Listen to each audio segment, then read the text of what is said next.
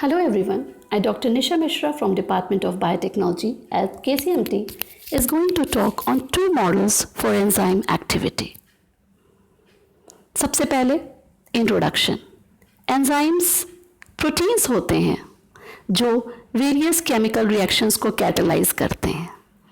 Enzymes कैसे catalyse करते हैं ये समझना बहुत ज़रूरी है. वो सबस्ट्रेट के साथ बाइंड करते हैं और बाइंड करने के बाद एक एंजाइम सबस्ट्रेट कॉम्प्लेक्स जिसको ES कॉम्प्लेक्स कहते हैं उसका निर्माण करते हैं. कहाँ पे बाइंड करते हैं ये एंजाइम के, ये जानना ज़रूरी है. ये एंजाइम पे एक स्पेशल बाइंडिंग साइट होती है जिसे एक्टिव साइट कहते हैं, वहाँ पे बाइंड करते हैं. कहीं और बाइंड नहीं करेंगे, सिर्फ और सिर्फ एक्टिव साइट पे बाइंड करके कॉम्प्लेक्स बनाएंगे जो कि एक टेम्परेरी फेज होता है. प्रोडक्ट रिलीज के बाद ये कॉम्प्लेक्स टूट जाता है और एंजाइम वापस अपने नेटिव फॉर्म में आ जाता है. अब ये एंजाइम सबस्ट्रेट कॉम्प्लेक्स बनता कैसा है और इसमें एक्टिवेशन एनर्जी का क्या रोल है. Activation energy minimum energy required होती है जो केमिकल रिएक्शन को स्टार्ट कर सके. किसी केमिकल रिएक्शन को स्टार्ट करने में जितनी एनर्जी की ज़रूरत होती है that is known as activation energy. जैसा कि स्लाइड में क्लियर है कि जब कोई एंजाइम नहीं है तो एक्टिवेशन एनर्जी हमें ज़्यादा चाहिए होती है. लेफ्ट साइड में हम देख पा रहे हैं. और जैसे ही एंजाइम की प्रेजेंस में रिएक्शन हो रही है ये एनर्जी कम हो जा रही है और प्रोडक्ट रिलीज करने के बाद एनर्जी रिलीज हो रही है. इनिशियल एनर्जी जितनी रिक्वायर्ड थी केमिकल रिएक्शन को टेक प्लेस करने के लिए, केमिकल रिएक्शन को होने में, प्रोडक्ट रिलीज करने के बाद एनर्जी रिलीज हो रही है. एंजाइम सबस्ट्रेट बाइंड होने में समय एनर्जी थोड़ी सी ज़्यादा है और बाद में एनर्जी बहुत कम हो गई है. बट एक्टिवेशन एनर्जी एंजाइम की प्रेजेंस में कम हो गई. मीन्स अगर कोई रिएक्शन में बहुत टाइम लग रहा था, एंजाइम की प्रेजेंस में वो रिएक्शन जल्दी हो जाएगी और कम एनर्जी से होगी. और ये एंजाइम सबस्ट्रेट कॉम्प्लेक्स टेम्परेरी है. ये हम देख पा रहे हैं इसमें कि एंजाइम शुरुआत में जैसा है बाद में भी एंजाइम वैसे का वैसा ही है.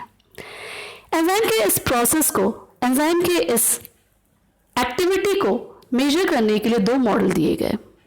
एक लॉक एंड की मॉडल और दूसरा induce fit model. Lock and की मॉडल जैसा कि नाम से ही सबको समझ में आ रहा है एक लॉक एंड की तरह है.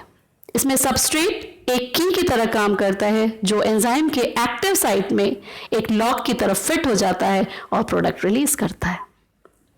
वहीं इंड्यूस फिट मॉडल थोड़ा एडवांस मॉडल है और ये ज़्यादा एक्सेप्टेबल है. इसमें एंजाइम के एक्टिव साइट सबस्ट्रेट के कॉम्प्लीमेंट्री नहीं होते और जब सबस्ट्रेट आता है तब इनके अंदर चेंजेस होते हैं जिससे कि सबस्ट्रेट बाइंड कर सके और एंजाइम सबस्ट्रेट कॉम्प्लेक्स बन सके और फाइनली प्रोडक्ट का निर्माण हो सके. सबसे पहले बात करते हैं लॉक एंड की मॉडल की. इस मॉडल को 1890 में एमएल फिशर ने दिया.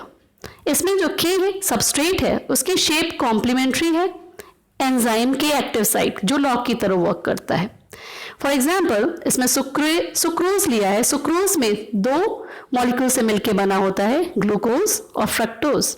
ये एंजाइम के एक्टिव साइट में बाइंड किया और एंजाइम सबस्ट्रेट कॉम्प्लेक्स बना. Enzyme substrate complex in presence of water, finally enzyme substrate complex बना इन प्रेजेंस ऑफ वाटर और फाइनली प्रोडक्ट्स रिलीज हुए. प्रोडक्ट रिलीज होने के बाद वापस एंजाइम अपने नेटिव फॉर्म में आ गया. ग्लूकोज फ्रक्टोज बॉन्ड टूट गया, दोनों अलग अलग हो गए और प्रोडक्ट रिलीज हो गया. तो इसमें लॉक क्या था, एंजाइम, और की क्या है, सुक्रोज. दोनों मिलकर एक temporary phase enzyme substrate complex बना और प्रोडक्ट रिलीज हुआ.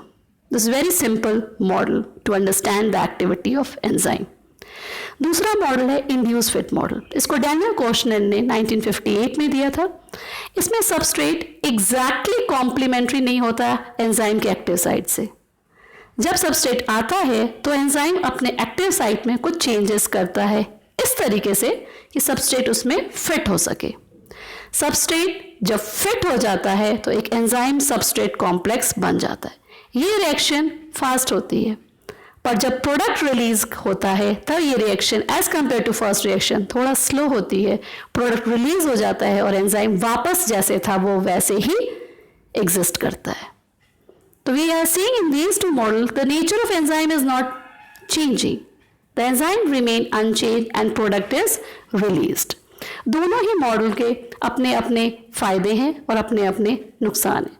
Depending upon the conditions, both models are acceptable. दो induced fit मॉडल को ज़्यादा प्रसिद्धि मिली है, that is more acceptable. Thank you.